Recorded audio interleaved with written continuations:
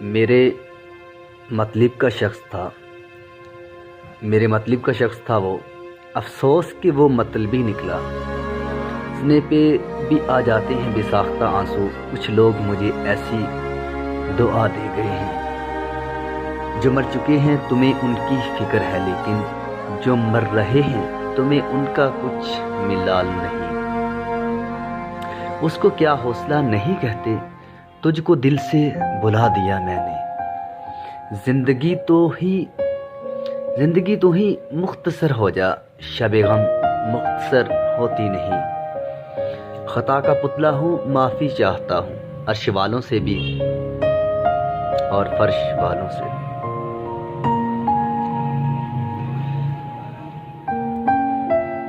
مرزا کہنے لگے یوسفی، یہ بتاؤ عورت کی کشش اور زمیں کی کشش میں کیا فرق ہے؟ عرض کیا، کیا کوئی خاص فرق تو نہیں، دونوں ہی خاک میں ملا دیتی ہیں۔ کچھ لوگ اپنے آپ کو انسان نہیں فرشتہ سمجھتے ہیں، ان کے کام بھی فرشتوں جیسے ہیں، یعنی دوسروں کے گناہوں اور برائیوں کا حساب رکھنا۔ اپنے آپ کو اور دوسروں کو دھوکے میں رکھنے سے بہتر ہے کہ رشتے اس حد تک رکھو جہاں تمہیں بار بار صفائی نہ دینا پڑے۔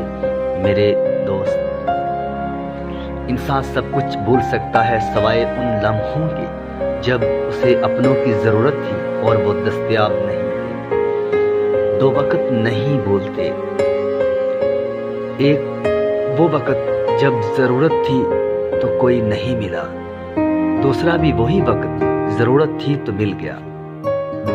لوگ ہجرت بہت مجبور ہو کر کرتے ہیں، پھر وہ گھر ہو یا دل، اس سے کیا فرق پڑتا ہے؟ سب سے زیادہ خطرناک نشہ کسی انسان کا نشہ ہے جو خریدا بھی نہیں جا سکتا اور جس کے بغیر رہا بھی نہیں جا سکتا۔ اسامہ، مسکراہٹ کی قیمت کچھ بھی نہیں، لیکن اس کا نفع بہت بڑا ہے۔ یہ ایک لمحہ ہے جو گزر جاتی ہے اور ایک لمحہ اپنی میٹھی یاد ہمیشہ کے لیے چھوڑ جاتی ہے۔ مسکراہٹ۔